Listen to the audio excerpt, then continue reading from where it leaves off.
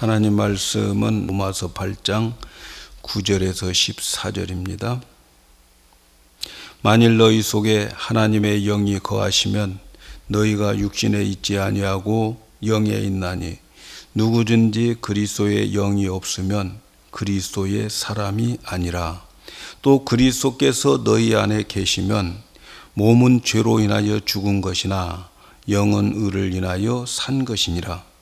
예수를 죽은 자 가운데서 살리신 이의 영이 너희 안에 거하시면 그리스도 예수를 죽은 자 가운데 살리신 이가 너희 안에 거하시는 그의 영으로 말미암아 너희 죽을 몸도 살리시리라.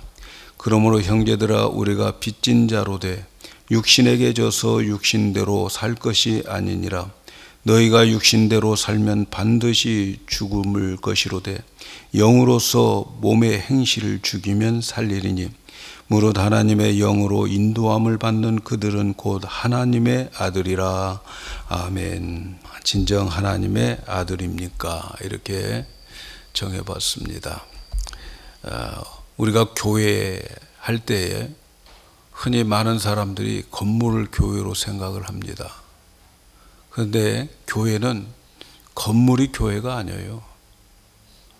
정말 건물진이라고 너무 많이 투자를 하는 것 같아요. 예? 여러분, 건물은 절대로 교회가 아닙니다. 저는 이 예배당 정말 하나님이 주셔서 너무너무 감사한데, 근데 여러분, 이 예배당이 우상이 되면 안 되는 거죠. 교회는 하나님의 아들들의 모임이 교회인 거예요. 하나님의 아들들. 하나님의 아들들이 모여서 하나님께 예배드리는 곳을 예배당이라고 하는 거지요. 만일 우리가 하나님의 자녀라면 예수님이 받는 상속을 우리도 똑같이 받아요. 우리가 진정 하나님의 자녀라면 말이죠. 그런데 인간의 판단으로는 누가 하나님의 자녀인지 도저히 알 수가 없어요. 목사라고 하나님의 자녀냐? 몰라요, 여러분. 아무도 모릅니다. 예배당 안에는 분명한 것은 가라지도 있고 알곡도 있어요.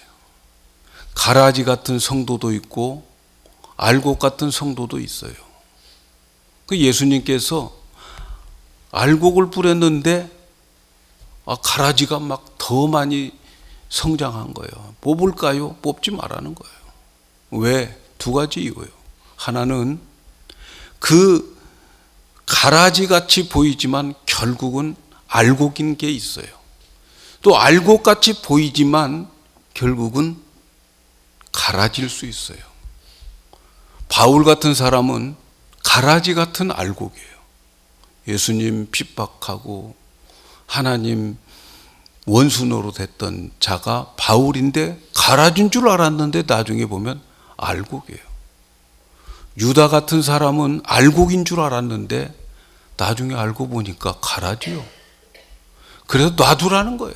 추수 때까지 놔두라는 거예요. 여러분, 교회 안에 가라지 있고 알곡이 있고 거짓 선지자, 참 선지자, 양과 염소, 항상 이 지상교회는 공존하고 있어요. 똑같이 있습니다. 몰라요. 그렇다면 누가 참 하나님의 아들이고 누가 참된 그리스도인일까? 이 질문을 우리는 해봐야 됩니다. 내가 진짜 하나님의 아들이고 내가 진짜 그리스도인인가를 물어봐야 돼요. 고린도후서 13장 5절에 보면 너희가 믿음이 있는가 너희 자신을 시험하고 너희 자신을 확증하라 그랬어요. 우리 자신이 내게 진짜 믿음 있는가를 시험해보고 그리고 진짜 믿음이 있는가 확증해보라는 거예요. 우리 스스로 자신의 믿음을 확인해야 돼요. 제가 아는 어떤 분이 자기 아들이 공부를 참 잘한다고 그래요. 평소 때 보면 머리도 좋고 공부도 잘하고 시험 점수도 잘 맞는다고 그래요.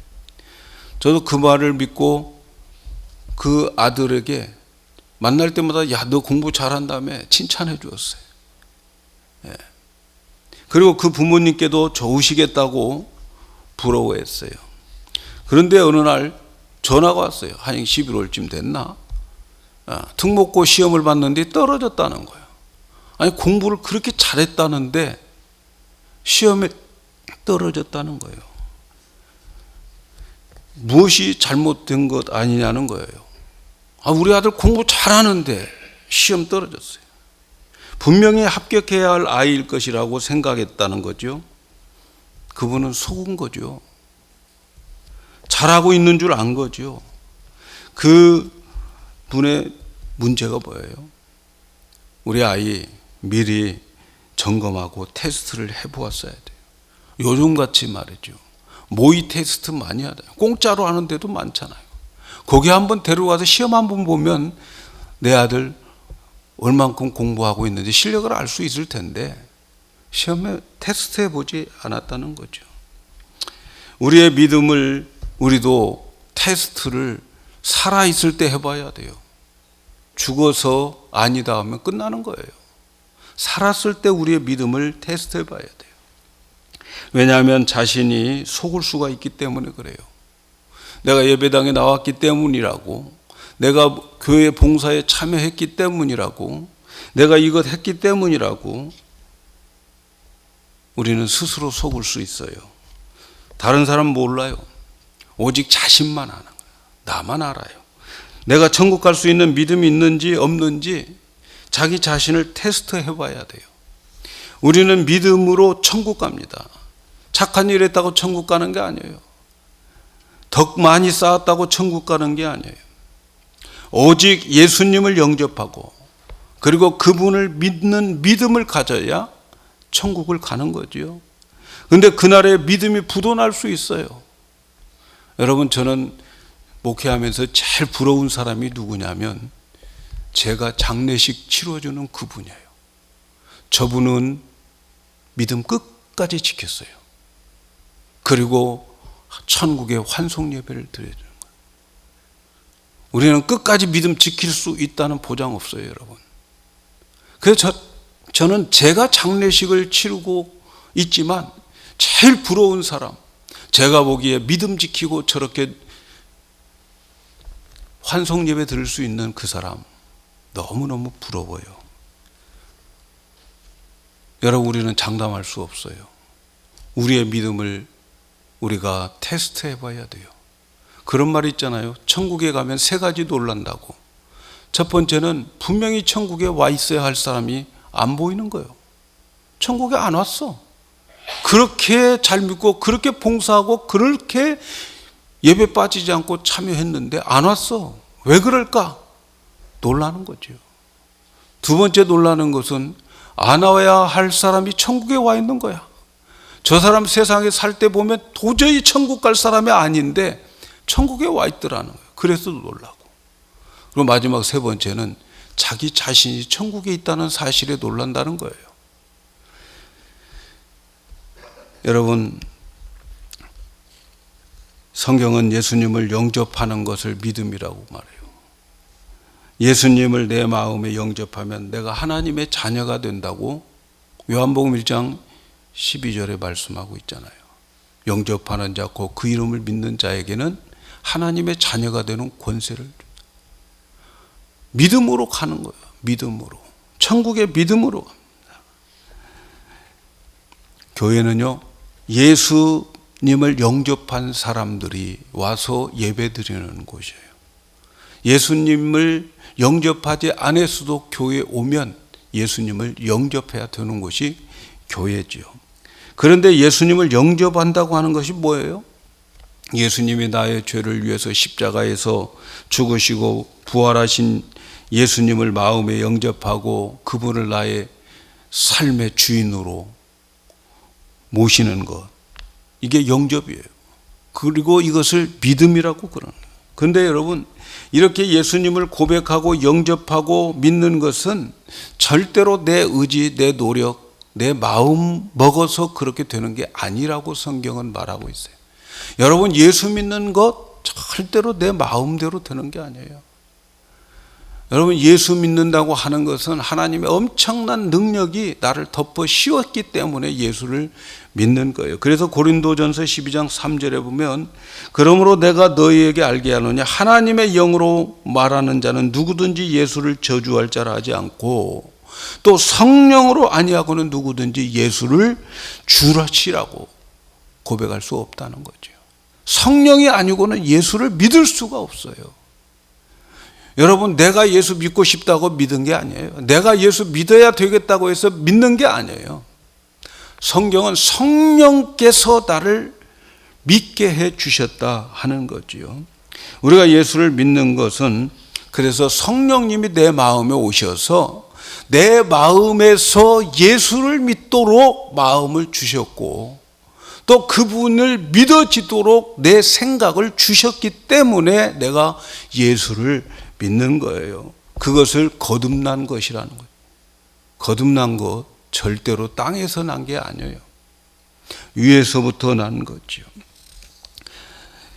그래서 이제 우리 한번 질문해 봅시다.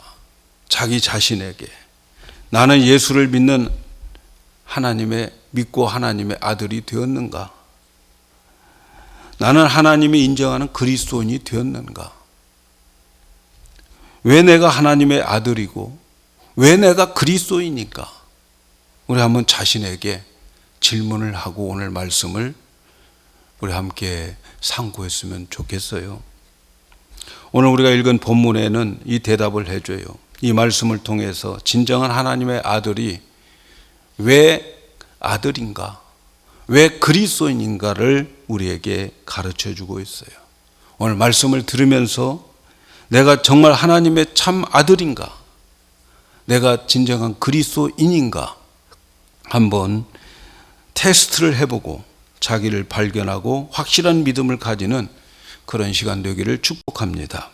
오늘 말씀에서 하나님의 자녀됨을 두 가지로 말씀해 주고 있어요. 두 가지. 첫째는 뭐냐? 성령님이 우리 안에 계셔야 되는 거예요. 내 안에 성령님이 계셔야 하나님의 자녀라는 거죠. 오늘 말씀 9절에 보니까, 만일 너희 속에 하나님의 영이 거하시면 너희가 육신에 있지 아니하고 영에 있나니, 누구든지 그리스도의 영이 없으면 그리스도의 사람이 아니라. 여기서 말하는 하나님의 영, 그리스도 영은 성령을 말하는 거예요. 성령 하나님을 가리키는 거죠. 누가 그리스도인이라고 합니까? 누구든지 그리스도의 영이 없으면 그리스도의 사람이 아니다. 그리스도인이 아니라는 거예요. 누구든지 그 안에 성령님이 안 계시면 그리스도인이 아니라는 거예요. 여러분이 교회 나와서 예배 드린다고 그리스도인이 되는 게 아니에요. 내가 예수님을 믿는다고 고백한다고 아니에요. 진정한 그리스도인은 우리 마음에 성령님이 계시는 거예요. 여러분, 성령님은 보이지 않는 영적인 존재예요. 그분은 하나님이시기 때문에 영이죠. 영은 안 보이는 거예요. 우리와 똑같은, 그리고 인격을 가졌어요. 우리가 감정을 가지고 또 지식을 가지고 또 어떤 행동을 하는 것처럼 보이지 않는 성령님은 우리에게 하나님의 지식을 가르쳐주고 우리를 감동시켜 주시고, 그리고 성령님의 능력, 하나님의 능력으로 우리를 인도하시는 거예요. 우리를 도와주시는 거예요. 의지적인 행동도 하십니다. 그래서 이 진짜 예수 믿는 사람들은 내 마음에 다른 분이 계시는 거예요. 내 마음에 또 다른 어떤 분이 계셔요. 보이지 않지만 인격을 가지시고 내 마음에 계시는 거예요. 그분이 내 안에 오셨고, 그분이 나에게 예수님에 대해서 복음을 들려주시고 깨닫게 해주시고 믿어지게 해주셨어요. 내가 지금 예수 믿고 있는 것은 내 안에 그 성령님에 의해서 내가 믿고 있는 거예요. 그래서 사랑하는 여러분, 그래서 내가 그리스도인인가 아닌가를 확인하는 방법이 뭐예요? 그것은 바로 내 마음에 성령님이 계시는가, 안 계시는가. 이것이 중요하죠. 내 안에 성령 하나님이 한 인격체로 내 안에 계셔야 돼요. 성령 하나님이. 여러분 말고, 그 안에 나 말고 다른 분이 계셔야 되는 거예요. 그분이 내 안에서 예수님을 나의 구주라고, 나의 구원자라고 고백하게 하고, 그분이 내 안에서 나를 너는 하나님의 아들이야 확증시켜 주는 거예요. 예수님은 나의 주인이야 라고 믿게 해주시는 분이 하나님이에요. 예수님께서 십자가에서 죽으시고 부활하실 때에 많은 사람들은 예수님의 기적과 예수님의 표적을 보고 믿었어요. 예수님 행하시는 것을 보고 믿었어요. 그렇게 외적인 증거를 보고 예수님을 믿었어요.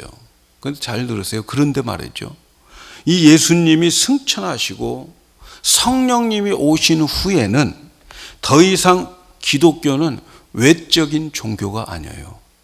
외적인 종교가 아니에요. 사도행전 2장에 나타난 오순절에 성령이 임함으로 인해서 이제 기독교는 외적인 차원에서 내적인 차원으로 바뀌었어요.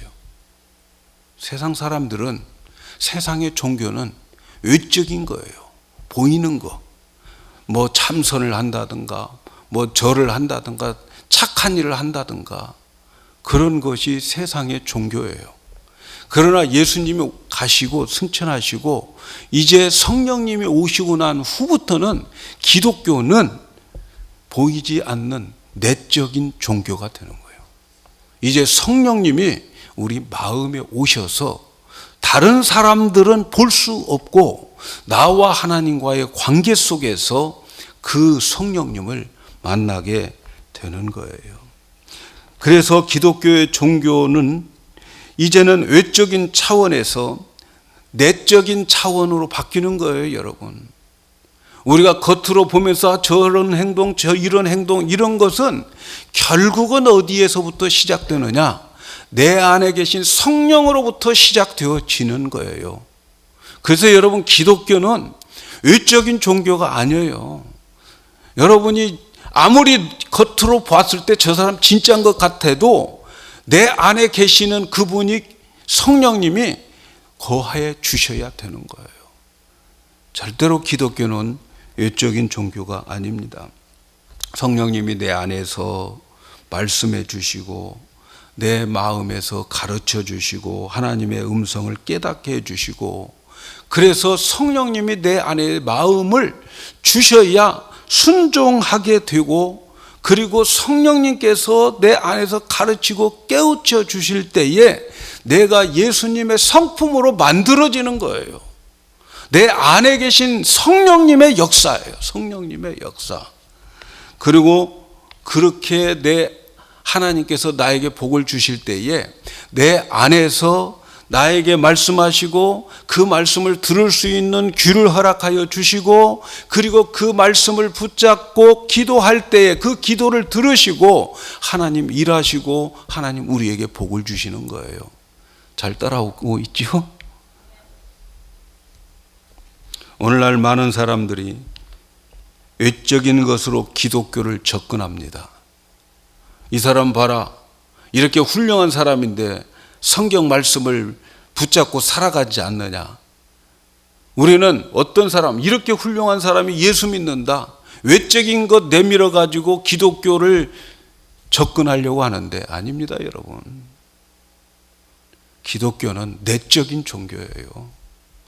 여러분 안에 성령님이 계시고 그 성령님이 역사하셔야 되는 것임을 여러분 믿으셔야 됩니다. 이제 기독교는 내 몸 밖에서 계시는 것이 아니고 내 몸 안에 성령님이 계셔요. 예수님 승천하시기 전에는 외적인 것을 보여줄 수밖에 없어요. 왜? 아직 그때는 성령님이 안 오셨기 때문에. 예수님의 그 기적과 표적을 보면서 이분은 구약에서 예언했던 그분이다라고 증명할 수밖에 없어요. 이제 승천하셨어요. 이제 승천하신 후에 성령님이 오셨어요. 그 성령님이 어디에 왔습니까?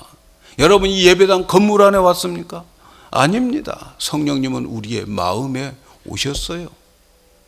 그래서 여러분, 우리가 성령님을 믿으면 성령님께서 우리에게, 우리의 마음에 우리를 인치시고 보증으로 주셨다는 거예요. 성령님이 여러분 안에 계시고 내 안에 성령의 음성을 들을 수 있고 그 성령님과 교제할 수 있다면 여러분은 분명히 하나님께서 인치셨다라는 말이 뭐예요? 인감도장 찍었다는 거예요. 너는 내 거야. 하나님이 나를 그렇게 인감도장을 찍어 놓았다는 거예요. 성령님이 내 안에 계실 때에 어디서 증거한다고요? 내 마음에서 증거합니다. 그러므로 기독교가 진리라고 하는 것을 증명하기 위해서 많은 변증학을 하는데 필요 없어요. 변증학 빌리지 않아도 하나님께서 우리의 마음 속에 찾아오셔서 가르쳐 준다고 그랬어요. 여러분, 새 언약을 배우셨잖아요. 예레미야 31장 34절에 보면 새 언약 시대가 오면 성령께서 우리의 마음에다가 가르쳐 주시고 그리고 우리의 마음에다가 깨우쳐 주시고 기록해 준다. 그리고 나면 큰 자나 작은 자나 어른이나 아들이나 하나님을 이렇게 이런 분이 하나님이야 알릴 것이 없다는 거예요. 왜? 성령님이 내 마음에 오셔서 각자 심령에게 하나님을 가르쳐 주기 때문에. 그래서 지금 이 시대는 어떤 시대냐? 외적으로 하나님을 발견하는 시대가 아닙니다, 여러분. 성령님이 내 안에 오셔서 성령님이 친히 나를 가르쳐 주시는 거예요. 할렐루야. 그래서 성령님이 오셔서 역사하는 것이기 때문에 고린도 전서에 보면 뭐예요? 우리의 가장 미련한 것이 전도라는 거예요. 전도. 세상 사람들이 볼 때에 예수님이 우리를 위해서 십자가에서 죽으셨어요. 그분을 믿어야 천국 가요. 여러분, 그 말이 세상 사람들에게는 미련하게 보이는 거예요. 그런데 그 미련하게 보이는 이 전도를 통해서 하나님은 우리가 그것을 선포하고 전할 때에 그 사람의 마음과 그 사람의 영혼을 파고 들어가서 그 영혼에서 예수를 믿게 해요. 참 이상하죠.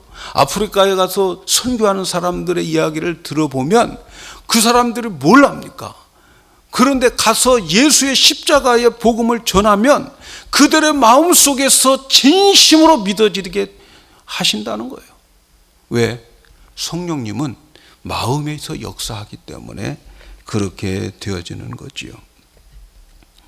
내 안에 계신 성령님, 나에게 복을 주시기 위해서 하나님의 음성을 들려주시고 그 음성에 감동되게 해서 순종하고 그 순종으로 인해서 하나님 복을 주는 거예요. 그러니까 내 안에 성령님이 계시고 나에게 가르쳐 주시고 음성을 들려주시면 그 말씀이 내 마음이 되는 거예요. 그래서 그 마음으로 살아가면 하나님은 우리에게 복을 주신다는 거죠. 천국으로 이끌어 갈 뿐만 아니라 이 땅에서도 복을 주시는 거예요. 여러분, 이것이 기독교입니다. 여러분, 그러므로 기독교인은 내 안에 성령님이 거하셔야 돼요. 그리고 성령님이 계시면 예수님이 믿어지는 거죠. 예수님이 믿어지면 성령님이 내 안에 계시는 거예요. 내 안에 성령님이 계신 것을 어떻게 믿습니까? 여러분 각자는 다 알 수 있어요. 저는 몰라요, 여러분들을. 그러나 본인들은 알아요. 어떻게 성령님이 계심을 알 수 있을까요? 그것은 내가 진짜 예수를 믿느냐는 거예요. 여러분, 진짜 예수님이 나의 죄를 위해서 십자가에서 죽으셨음을 믿습니까? 예? 못 믿겠어요? 믿으십니까? 아멘을 크게 좀 하시라니까 또 왜 다 2주 빠졌다고 또 다 아멘이 어디로 출장 갔네. 아멘도 한국 갔나. 여러분이 예수 진실로 믿어진다면 여러분은 여러분 안에 성령님이 계신 거예요. 아멘. 내 안에 성령님이 계신 거예요. 그러면 여러분은 하나님의 자녀인 거죠. 그런데 오늘 말씀에 보면 그것으로 다가 아니라는 거죠. 두 번째, 내가 하나님의 자녀인 증거가 이렇게 말씀합니다. 그 내 안에 계시는 성령님의 인도함을 받아야 되는 거예요. 내 안에 계시는 성령님의 인도함을 받아야 되는 거예요. 오늘 말씀 13절 14절 너희가 육신대로 살면 반드시 죽을 것이로되 영으로서 몸의 행실을 죽이면 살리라. 영은 성령이에요. 성령께서 내가 하고 싶은 것을 못하게 할 때에 그 사람 살아나는 거예요. 성령님이 여러분 안에 계신다고요? 그런데 성령님이 가르쳐 주시는데 여러분 성령의 가르침을 받지 않으면 가짜예요. 가짜예요. 예수 믿는다고요? 가짜입니다. 그건 가짜인 거예요. 무릇 하나님의 영으로 인도함을 받은 그들은 곧 하나님의 아들이라. 내 안에 성령이 계십니다. 그런데 그분의 인도함을 받아야 하나님의 아들이라고 하는 거예요. 믿으십니까, 여러분? 내 말이 아니고 성경에 나온 말씀이 있잖아요. 내가 하나님의 자녀인 것을 분명히 증거하는 것이 뭐예요? 내 안에 성령님이 계시는데 그분이 나에게 말씀하시고 가르치고 깨우쳐 주실 때에 그것에 대해서 인도함을 받을 때에 하나님의 아들이라는 거죠. 사랑하는 여러분, 우리 안에 성령님이 계심을 믿습니다. 그러면 그분의 인도하심을 받아야 되는 거예요. 성령님은 우리 마음에 거하시면서 내게 말씀하시고 깨우쳐 주시고 가르쳐 주시고 감동도 주시고 감화도 주셔요. 하나님의 자녀는 바로 내 안에서 인도하시는 성령의 음성을 듣고 육신의 행실을 죽이면서 살아가는 것이 하나님의 자녀인 거예요. 성령님이 나에게 인도함을 받을 수 있도록 자꾸 내 안에서 가르쳐 주시는데, 여러분, 진짜 하나님의 자녀는 그 인도함을 받고 내가 하고 싶은 것, 내 생각 죽이는 거예요. 그것이 바로 하나님의 자녀인 증거입니다. 사랑하는 여러분, 저의 관심은요, 여러분 안에 계신 성령님입니다. 제 관심은 여러분 개인들의 어떤 행위, 행동 그런 게 아니에요, 여러분. 저의 관심은 여러분 안에 계시는 성령님이에요. 성령님. 성령님이 역사하시느냐 안 하느냐가 제 관심이에요. 성령께서 저 사람에게 들려주셔야만 순종하는 거예요. 복을 받게 되는 거예요. 성령님이 각 사람의 마음에서 역사하셔야만 들을 귀가 있고 순종할 마음이 있는 거예요. 순종하느냐 안 하느냐, 무엇을 했느냐 안 하느냐 관심 없어요. 관심 없어요. 여러분 안에 성령님이 저의 관심이에요. 성령님께서 여러분의 마음에 강력하게 충만하게 역사해서 여러분을 움직일 수 있게 하시기 때문에 하게 되고, 그렇지 않으면 여러분 그냥 쉬고 있는 거예요. 쉬고 있는 거예요. 저는 왜 순종하지 않느냐라고 말하고 싶지 않아요. 왜 예배에 참석하지 안 하고, 왜 기도에 안 오고, 왜 봉사 안 하고, 이런 것 가지고 안 오기 때문에 속상한 게 아니에요, 여러분. 안 오기 때문에 마음 아픈 게 아니에요. 여러분 안에 성령님이 역사하지 않기 때문에 마음이 아픈 거예요. 여러분 안에 성령이 역사하지 않아서 순종하지 않고 예배 드릴 마음이 없고 그러기 때문에 마음이 아픈 거지, 여러분의 행동에 저 관심 없어요. 여러분의 마음 속에 있는 성령님, 그분이 역사하기를 위해서 제가 기도하는 것이고, 그분이 역사해야만 여러분이 무언가를 할 수 있는 거예요. 그것이 저의 관심사예요. 성령님께서 우리의 마음에 강권적으로 역사해야 뭔가 하고 싶어지는 거예요. 순종도 하고, 말씀도 공부하고, 기도도 하고, 예배도 드리는 거예요. 여러분이 뭘 하고 안 하고, 그것은 제 마음속에 아픈 것은 뭐냐면 우리 교회에서 성령님이 강하게 역사하지 않는다는 거예요.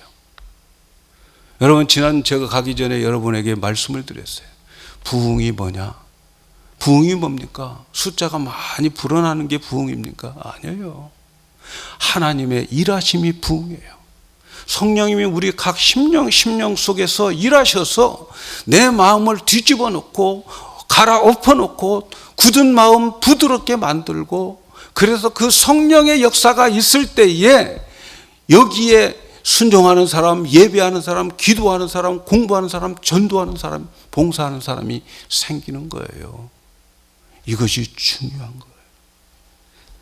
여러분, 제가 왜 그럼에도 불구하고 예배를 빠지지 말라고, 수요 성경 공부 나오셔요, 금요 기도에 나오세요. 그럼에도 불구하고 제가 왜 이런 말을 늘 합니까? 왜 이런 말을 할까요? 여러분, 이들 중에서 제가 말할 때에 성령께서 그 말이 그들의 마음을 흔들어 놓고 다시 성령의 음성을 듣고, 그래서 주님 앞에 순종할 수 있어야 되기 때문에 그래요. 나팔을 부는 자가 있어야 되는 거예요. 전파하는 자가 있어야 듣고, 그리고 성령이 역사하기 때문에 그러는 거예요. 이런 말씀할 때 여러분 안에 계신 성령의 감동을 받아서 여러분의 마음에 진동시키고, 육신을 쳐서 육신을 죽이고 성령의 음성에 순종하게 바라는 마음에서 성경 공부합시다, 예배 참여합시다, 기도합시다, 그러는 거예요. 성령님의 역사가 있기를 바라는 마음에서, 그래서 성령님께서 우리의 마음을 뒤집어 놓고 내 육신의 생각을 죽이고, 그리고 그 앞에 순종할 수 있도록 나팔을 부는 거예요. 여러분, 저는 여러분 변화시킬 수 없어요.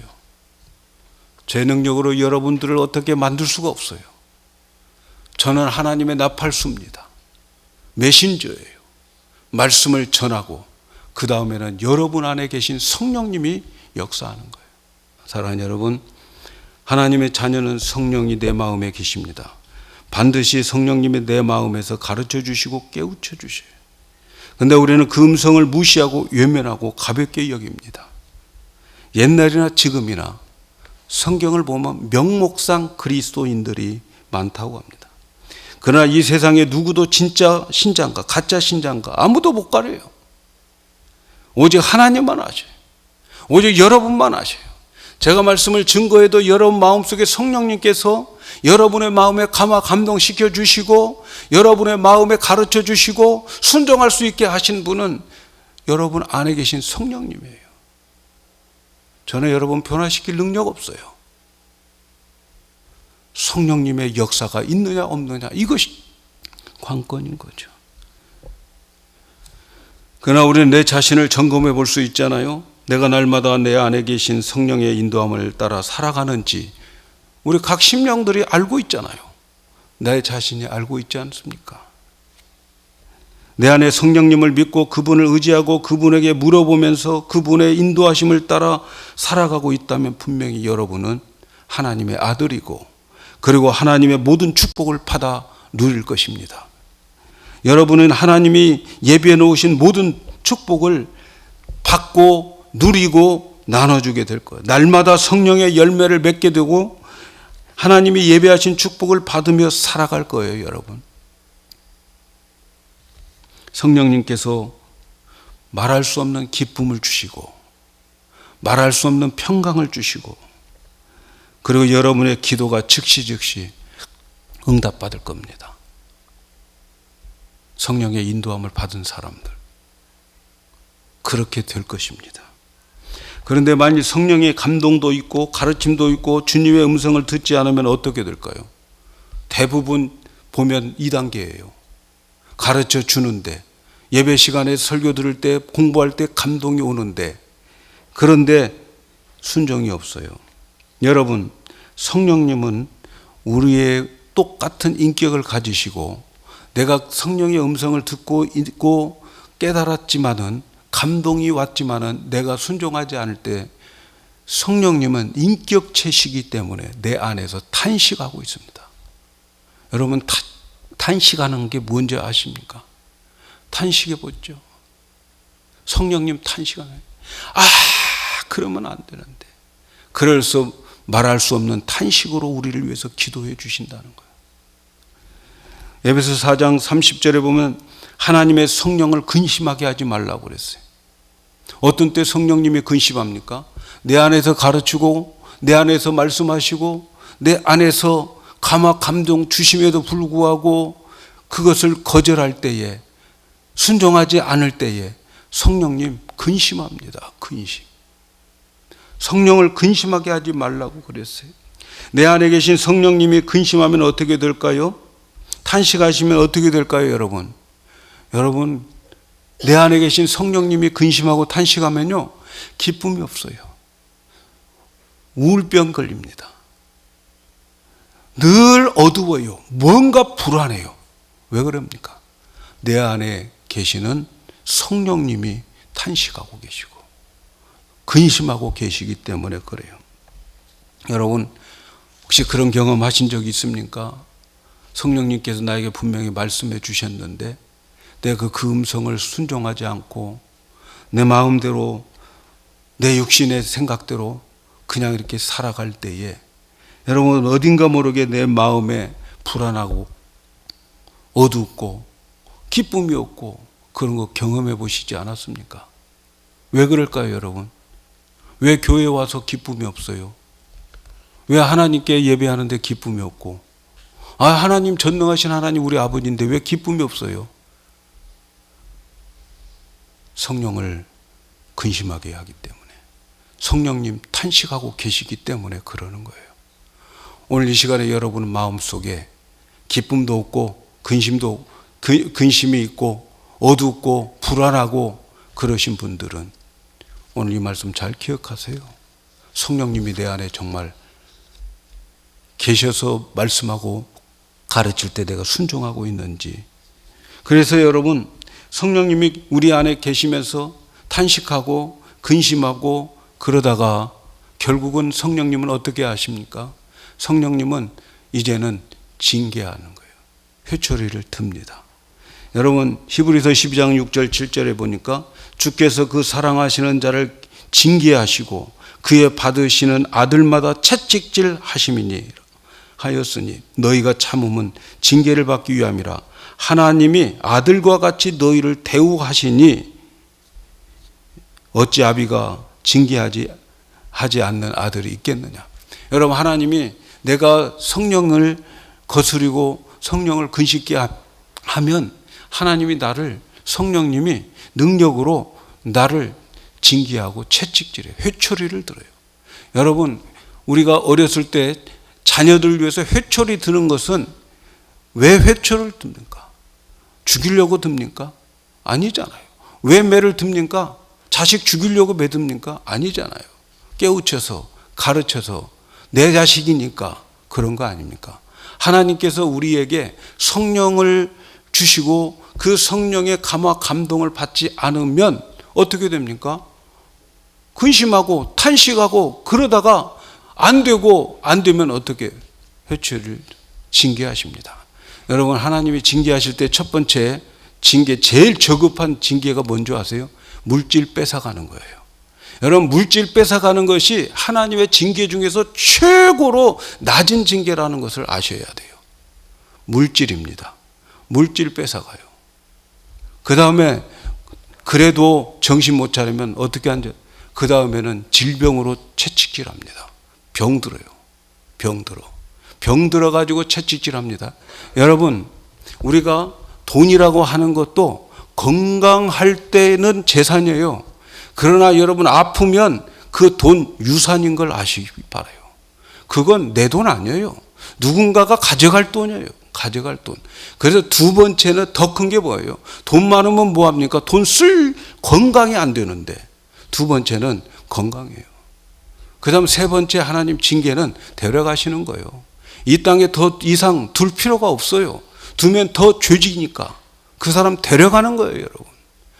하나님의 징계 무서운 거예요. 채찍 우리 저주받게 하기 위해서 그러는 거 아닙니다. 성령님 내 안에 계시고 내 안에서 나를 가르쳐 주시고 나를 깨우치게 하실 때에 여러분 그 징계는 내가 하나님의 자녀라는 증거입니다. 돈 없애도 정신 똑바로 차려서 천국 가기를 바라는 거예요. 이게 하나님의 뜻입니다. 아파도 똑바로 겸손하고 똑바로 예수 제대로 믿고 그래서 아픈 몸으로도 예수 끝까지 붙잡고 살아가는 거. 이게 하나님의 뜻입니다, 여러분. 성령의 감동을 우리가 무시하면 안 돼요. 그런데 말이죠. 더 무서운 게 있어요. 더 무서운 게 뭔 줄 아십니까? 그들은 양심에 불도장을 맞아요. 화인을 맞아요. 짐승들에게 이는 자기 거라고 쇠를 달궈가지고 쇠 도장을 달궈서 짐승의 몸에 딱 대면 그 사람 것이라고 화인이 찍혀져 버려요. 여러분 누가 그런 사람입니까? 하나님께서 화인 찍혀 놓은 사람이 있어요. 성경은 화인 맞은 양심이라는 거예요. 아무리 떠들어도 아무리 성령께서 가르쳐 주어도 그거 상관하지 않아요. 상관하지 않고 그 음성 들려주지도 않아요. 들려주지도 않아요. 들려줘도 항상 반대로 나가는 거죠. 항상 반대로 나가는 거예요. 여러분 성경의 로마서 1장 28절에 이렇게 말합니다. 또한 저희가 마음에 하나님 두기를 싫어하며 하나님께서 저희를 그 상실한 마음대로 내버려 두사 합당치 못한 일을 하게 함이라. 예? 죄 짓고 있어요. 더 져라. 그래 열심히 해라. 그러면서 세상 일 잘 되게 하는 거예요. 예? 세상 일 잘 되는 거예요. 네 멋대로 해라. 하나님의 자녀는 채찍질해서 돌아오게 만들어요. 근데 하나님의 자녀가 아닌 자는 양심에 화인 맞은 자들은 아무리 깨우쳐 주어도 안 들을 수가 없어요. 계속 반대로 나가는 거예요. 하나님 두기 싫어해요. 그래서 성경 안 보려고 그래요. 왜? 성경 왜 안 봐요? 성경 보면은 부담스러워. 더 부담스러워. 더 부담스러운 거예요. 성경 공부해서 깨달아지면 아이고 더 짐이네? 안 하는 거예요. 화인 맞은 양심인 거죠. 하나님 주기를 싫어하는 거죠. 그러면 어떻게 돼요? 죄 지는 대로 내버려둬요. 큰 죄 져도 내버려둬요. 징계도 없어요. 그게 더 무서운 거예요. 사랑하는 여러분, 오늘 우리는 기억해야 돼요. 성경 말씀에 이런 말씀이 있어요. 고린도전서 10장 12절에 그런즉 선줄로 생각하는 자는 넘어질까 조심하라. 자기가 선줄로 생각하면 넘어질까 조심하라. 내가 믿음 있다고 생각하면서 살아가는 자들 넘어질 수 있다는 거 아니겠습니까? 내가 하나님의 자녀라고 생각하다가 나중에 마귀의 자녀가 될 수 있어요. 우리 안에 성령이 계시는지 그 음성을 따르고 있는지 여러분 한번 점검을 해보시기를 바랍니다. 오늘 점검하는 날이 되시기를 바랍니다. 오늘 점검하지 않으면 그날이 도둑같이 옵니다.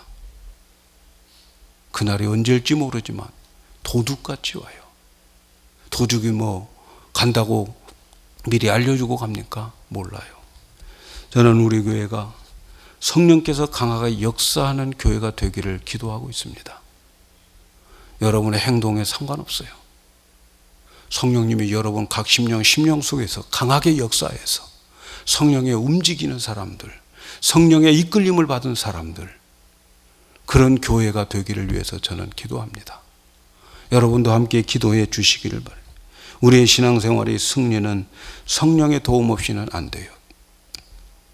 여러분 누구를 탓할 거 아닙니다. 여러분 성령의 역사가 일어나야 되는 거예요. 여러분 각 심령 속에 성령이 강하게 역사해서 그 음성에 따라가지 않고는 견딜 수 없는 마음, 그래서 육신의 생각과 마음, 내 고집과 내 생각을 그 성령으로 죽여가며 살아가는 자들, 이 사람이 진짜 하나님의 자녀입니다.